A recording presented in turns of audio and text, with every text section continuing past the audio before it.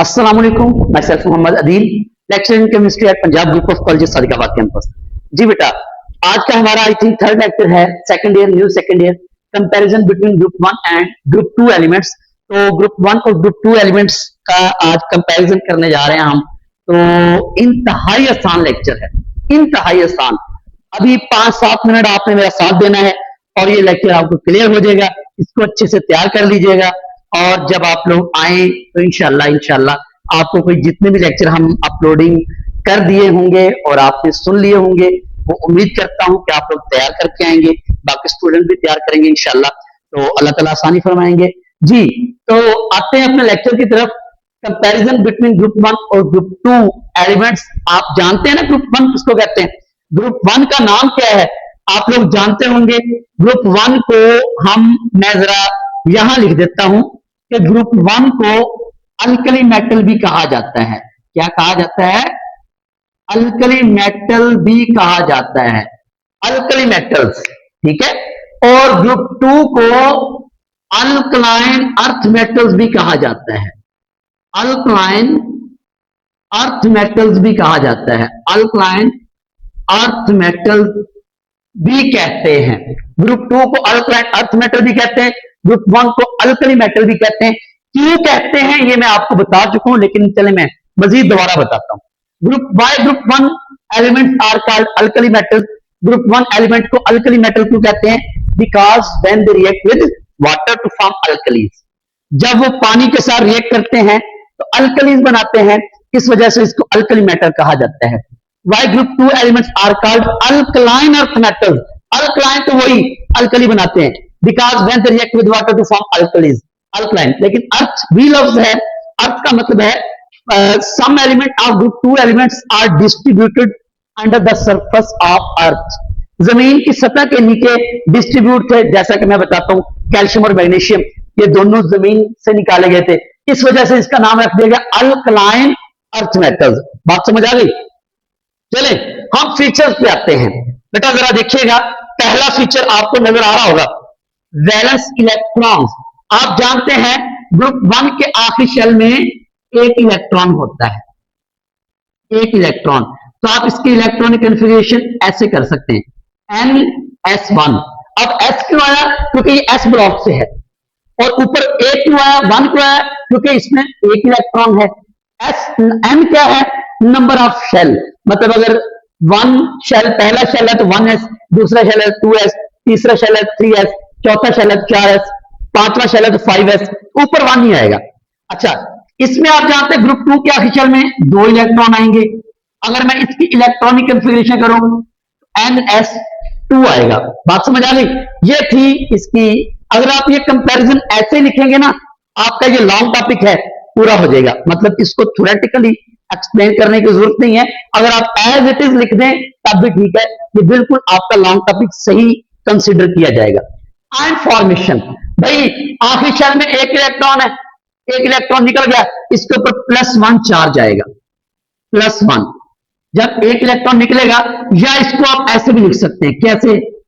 Metal है ना, इसके ऊपर +1 का चार्ज आ जाएगा। +1 ही लिख दें या प्लस लिख दें, एक ही बात है। भाई इनके आगे शेल में 2 इलेक्ट्रॉन है तो इसके ऊपर +2 चार्ज आएगा, या इसको आप ऐसे भी लिख सकते हैं, कैसे बड़ा? M+2 ये भी लिख दें, इसके ऊपर आयन ये बनेंगे, ठीक है। रिएक्टिविटी, आप जानते हैं आखिरी शेल में एक इलेक्ट्रॉन है, ज्यादा रिएक्टिव, आखिरी शेल में 2 इलेक्ट्रॉन, कम रिएक्टिव, तो ये मोर रिएक्टिव है। ग्रुप वन जो है वो ज्यादा रिएक्टिव है, ठीक है। Reactivity depends on the valence electrons, और ये जरा कम रिएक्टिव है, less reactive than group one. Group one element से जरा कम रिएक्टिव है, वैसे रिएक्टिव है ये भी। रीजंस फॉर रिएक्टिविटी आ गई ना, रीजंस। एक तो वैलेंस इलेक्ट्रॉन रीजन आ गया, दूसरा जो हम रीजन बताएंगे वो आयोनाइजेशन एनर्जी बताएंगे। ग्रुप वन की आयोनाइजेशन एनर्जी लो होती है, लो आयोनाइजेशन एनर्जी, ये हाई आयोनाइजेशन एनर्जी। किससे? ग्रुप वन से, बाकियों से लो ही है, ग्रुप वन से थोड़ी ज्यादा है। High ionization energy than group one. Group one से इसकी आयोनाइजेशन एनर्जी ज्यादा है। हार्डनेस, भाई ये सॉफ्ट है, या आप कह सकते हैं कि लेस हार्ड, लेस हार्ड। और ये आप ये कह रहे हैं मोर हार्ड, ज्यादा हार्ड होते हैं। बात समझ आई? इसकी वजह क्या है भाई? हार्डनेस, बात को सुनिएगा, ये एमसीक्यूज आता है एंटी टेस्ट में ना, एमडी कैट में कई बार एमसीक्यूज आया, ई कैट में कई बार एमसीक्यूज आ चुका है। हार्डनेस डिपेंड्स ऑन, या एक सवाल पूछता है सोडियम एंड मैग्नीशियम, कोई भी वो कंपैरिजन करेगा, इन दोनों में से हार्ड ज्यादा कौन है? जिसके आखिरी शेल में इलेक्ट्रॉन ज्यादा होंगे, सिंपल सी बात। जिसके आखिरी शेल में इलेक्ट्रॉन ज्यादा वो ज्यादा हार्ड, जिसके आखिरी शेल में इलेक्ट्रॉन कम वो कम हार्ड। ठीक है, अगर मैं बात करूं तो इन अल्कली ग्रुप 1 के आखिरी शेल में एक इलेक्ट्रॉन है तो वो सॉफ्ट, और ग्रुप 2 के आखिरी शेल में 2 इलेक्ट्रॉन, वो उससे हार्ड। बात समझ आई? वैसे तो सॉफ्ट होंगे लेकिन उससे हार्ड होंगे। ये आप चाकू से भी काट सकते हैं, ठीक है, कट विद नाइफ, इसको आप काटा जा सकता है, इतने सॉफ्ट होते हैं। डेंसिटी, जाहिर बात है, लो आयनाइजेशन एनर्जी है, हार्ड कम है तो डेंसिटी भी कम होगी, लो डेंसिटी।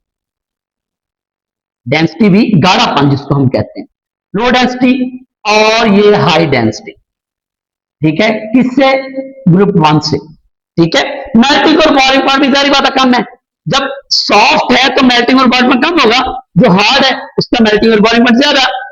तो low melting and boiling point